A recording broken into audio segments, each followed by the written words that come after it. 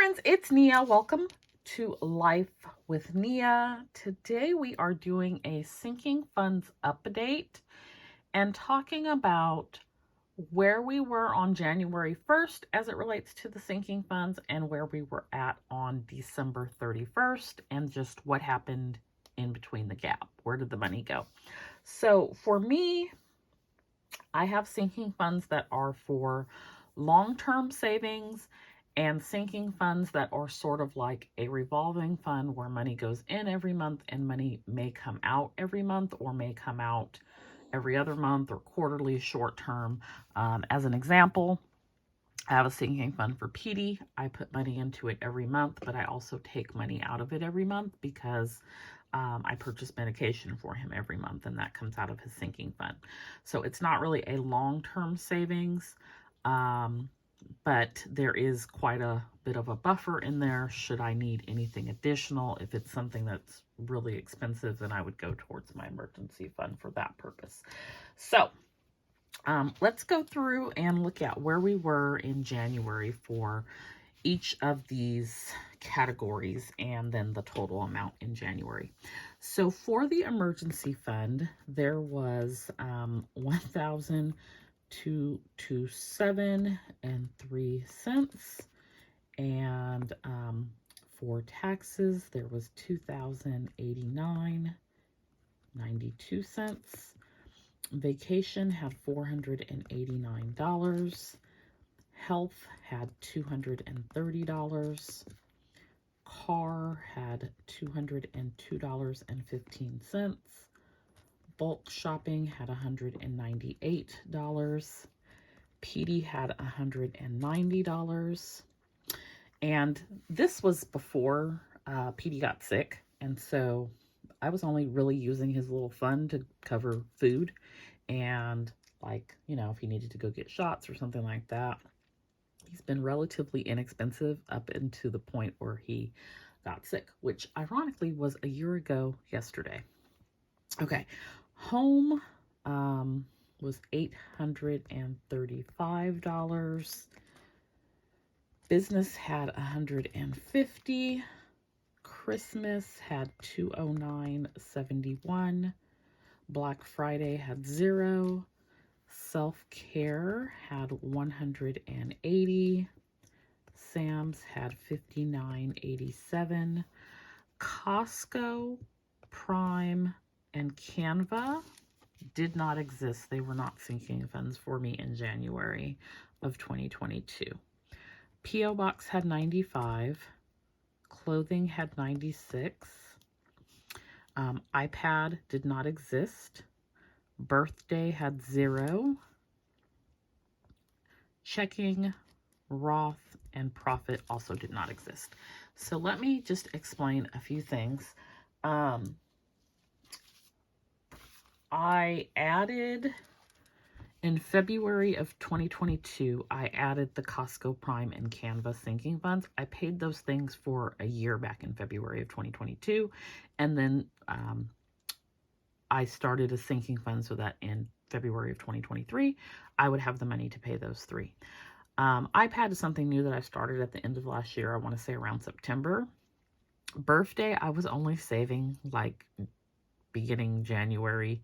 My birthday's in June, and so I would save for 4 or 5 months and call it that. Checking, Roth, and profit were something that I started in August of 2022. The checking is a buffer account at Ally. I have to have something in it, so I just transferred $25 over there. And then Ally is where I have my savings accounts at because they have the savings buckets. Highly recommend you check that out if you're not familiar with it, but it's a way for you to sort of have one account but have these savings buckets and categorize the account for, label it for whatever you want to use it for. And so the Roths and profit are a portion of my sales from Studio Bliss Co. I decided to set aside for a Roth account and a profit account. I already have a Roth through work. So a portion of the money in the Roth with Ally is actually in the Roth and a portion is not, because I want to make sure I don't exceed any limits or anything before I transfer it over there. And I know I have until April of 2023 to make contributions for 2022. The profit money, I have not decided what I'm going to do with it just yet, but it is something I started after reading the book Profit First, just about profiting in your business. And so it's there until I figure out what I want to do. So that is how those came about. Also, the self-care fund did not exist. I changed it to a self-care fund in January. I had a beauty and a fun envelope that I just sort of consolidated down and made it self-care. I also had multiple savings challenges. I had the rainy day, Saveopoly, Penny, and the budget mom, all as separate sort of like sinking funds. I consolidated all of those and then they go into the home fund. And that was just to make it easier for me. That was what I was using it for anyway. And so now it's just like one fund to sort of simplify. So in January, we dipped into our emergency fund because Petey got sick. And so that was the first time that I used money from that account. So let's talk about where we were on December, and then I'll talk about where the difference came from as we go. So in December, the emergency fund was at $4,008.31. I had hoped to hit 5K, but I spent quite a bit of money in my emergency fund. I would have been over the 5,000. I spent 175, 489, and 370, all in like a 2-month period for PD. So that was January and February. And then in July, I spent another 450 for PD. So that is where a good chunk of it went. Then in December, I took 850 and I paid off a credit card just because it was one I knew I wasn't going to spend again, and it was one I did not want to take into 2023. So that was for my Mac computer. So that's where we ended for the emergency fund, 4,008. For taxes, we ended at 2,061, and taxes is another inflow outflow. We've got quarterly taxes 4 times a year, getting ready to pay that next week for the last quarter of 2022. And then when my taxes were due, I pulled money from here as well. I still owed, I think it was like a little over $1,000 for state taxes, and then somewhere around $250 for federal taxes. So that came out of that fund. For vacation, we ended with $893.75. This is primarily $5 bills, and then there's some interest as well. So not bad, nearly $400 over the course of a year. Health, we ended with 200 and, I'm looking at the wrong thing. We ended with 104 for health. And that is in July, I spent $70 in health, and then in December, I used my eye benefit and picked up new glasses. That was $136, and I don't put a lot to health. Somehow I feel like this number is wrong. Give me just a second, though. It may be right. I don't put a lot to health, but I have started putting a little bit more in there. No, yeah, it is correct. So I'm doing 40 a month now. I think I was doing 20. So that's health. Car, we ended with 210, and in July, I paid my car registration, and then the next day, my battery died. So that was 420 that came from the car sinking fund in the middle of the year, and then the 210 is just nothing else has come from that. So that has been what has bulked it back up. I've been putting $40 a month to it. The car situation is a great representation of why sinking funds are great. Because I didn't have to worry about it. It was just an inconvenience. I had the money to go purchase a new battery. And fortunately I was stranded at home. So, went outside, car wouldn't start. And I knew it was the battery. So, I just had to go. I shared the story how I walked to the car place and carried a battery home. Like, that was not a good idea. Anyway, my arm still hurts. So we ended with $210 in the car category. Bulk shopping, we ended the year with $72. This is another in and out envelope. I put money in every month, and typically I spend something from it every month. I think this month I spent like $36. Not sure I'll spend anything else bulk shopping this month, but money comes in, money goes out.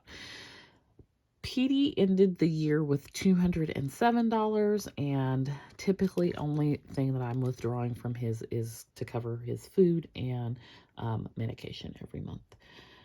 Home ended with $195.87, and there were a handful of times where I took money from this account. I took $1,100 at the end of the year, and I took $600 in September, and I think it was in February. This was where I got the money also to pay for like Amazon, Canva, and Prime for the year. So that is where we ended with that. For business, we had $0, and for Black Friday, we had $0, which is just sort of representative of businesses in and out as well. But Black Friday, I definitely spent every single dollar I had saved, which was roughly $525, and enjoyed my Black Friday spending. I actually enjoyed a little too much because I spent way more than I should have. Christmas, we ended with $233.87. So I only pulled $100 from the Christmas fund. It had a little over 300. Self-care currently has $0. Ironically, I have used my self-care, a lot of my self-care money to buy furniture for my front office business space, which for me, just like spending time in there in a space that makes me feel good is a form of self-care. Sam's Club has $60. This is for the membership. Costco has $120. This is also for the membership. Amazon Prime has $120, and Canva has $120. P.O. Box has $120, and I'm going to go to the post office one day this week. I got a notice that they are raising rates on January 23rd, so I'm probably going to go see what are they raising it to, because I can't find it online anywhere. And mine is not due until June. It's, I believe, $185, and so I would just eat the $65 and pay it now to avoid paying a higher rate in June. So that, but that's where it's at right now. It has $120. Clothing, we ended with $30. This has not been a sinking fund that I've actively saved towards this year. I'm not a clothes shopper. So I am starting to add a little bit to it every month again, though. iPad was a new one, and it ended with $60. Birthday, we ended with $63. Checking has $28.39, and Roth has $609.50. And like I said, a combination of that is actually in a Roth, and a combination is in a savings account to be determined if it's going to get transferred to the Roth or not. profit has $720.27. So between these two, it's like $1,300, which I'm pretty excited that I saved that just from the business.